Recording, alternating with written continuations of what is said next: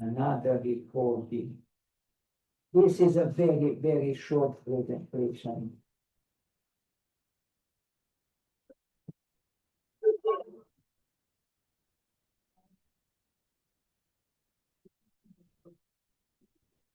So hematoxylin and eosin staining, I won't insist. I just want to systematize these things.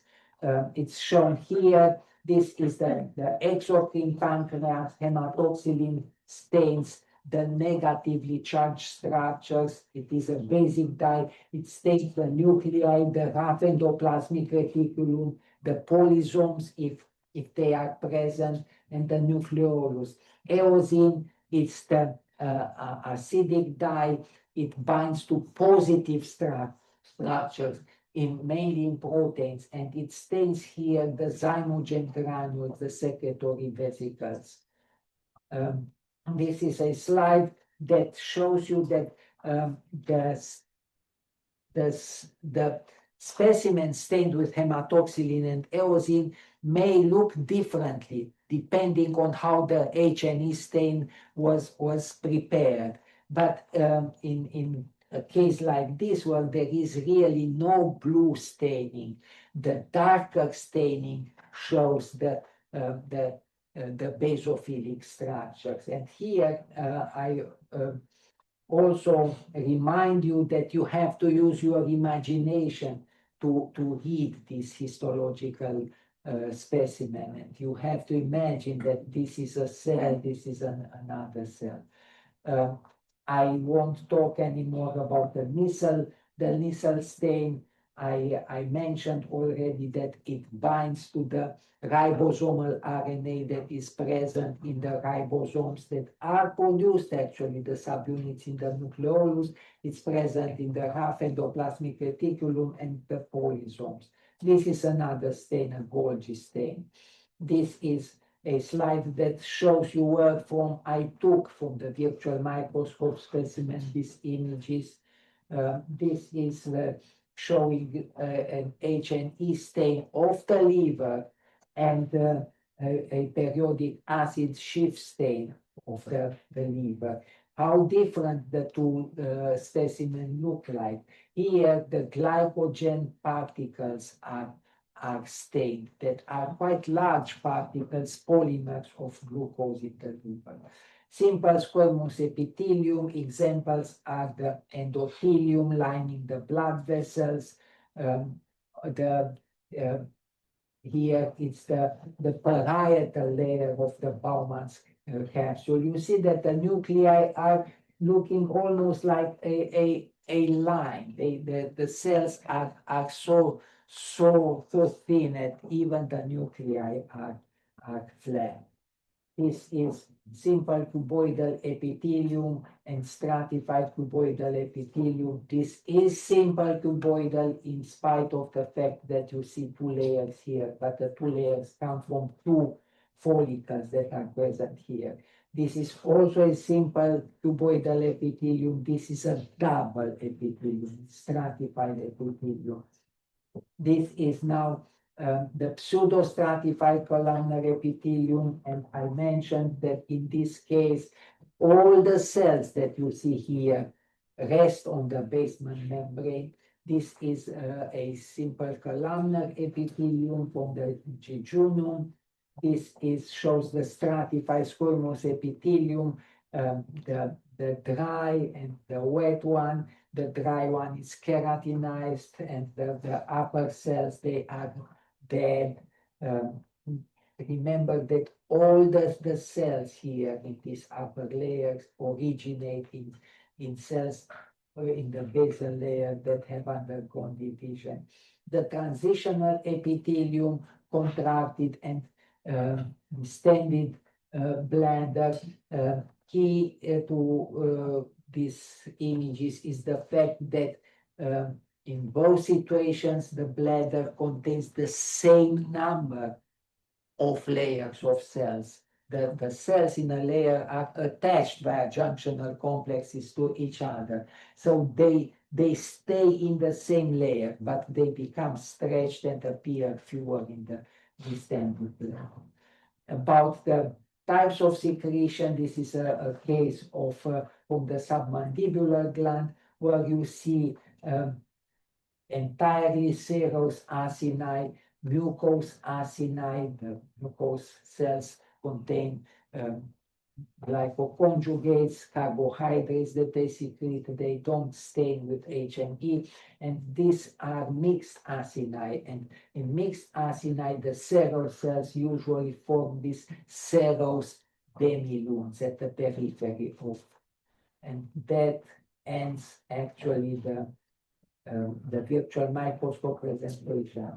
While you get out from this room, you may turn your head and look at something that I still want to do now. I want to show you how to get into the virtual microscope. There.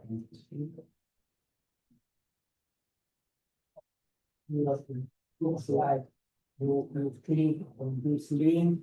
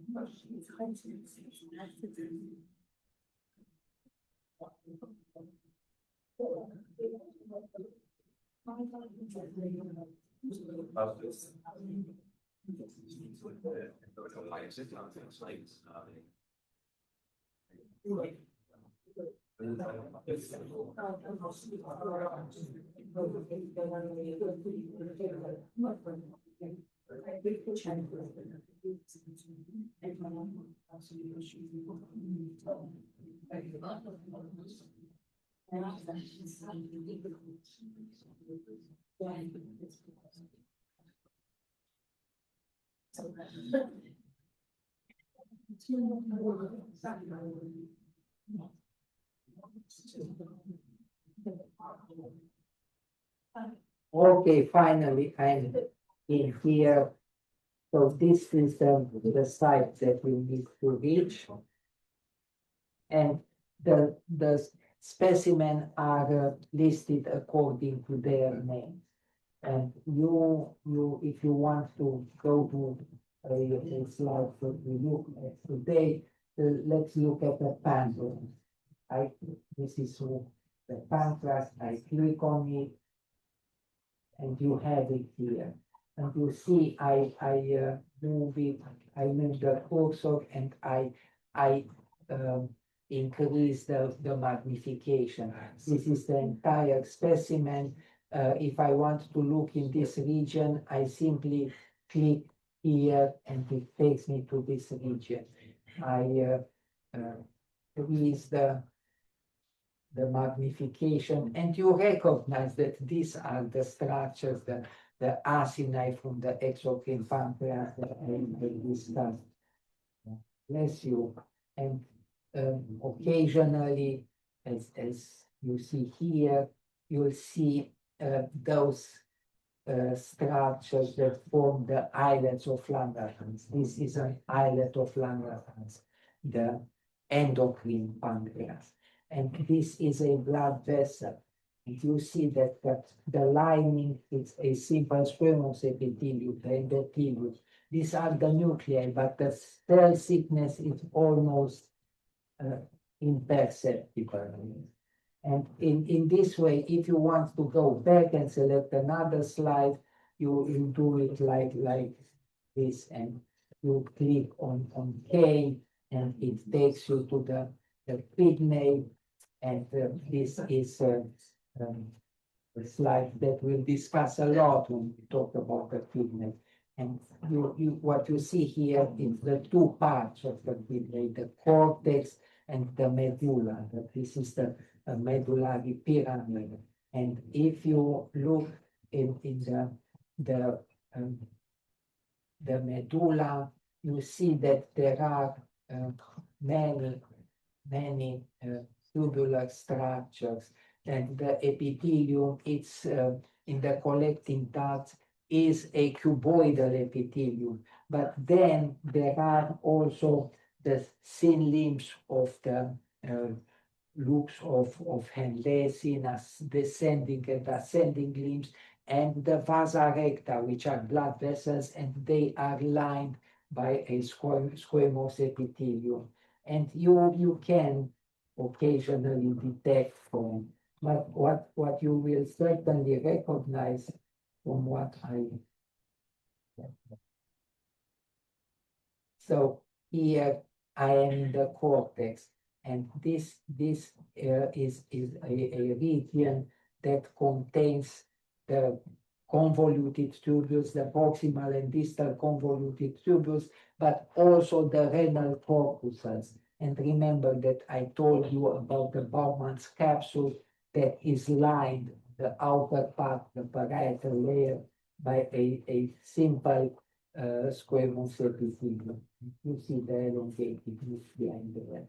Thank you very much. I'm really sorry I kept you so long, but this always happens during our first class. Have a great rest of the evening of mine, and then we shall that I see you next.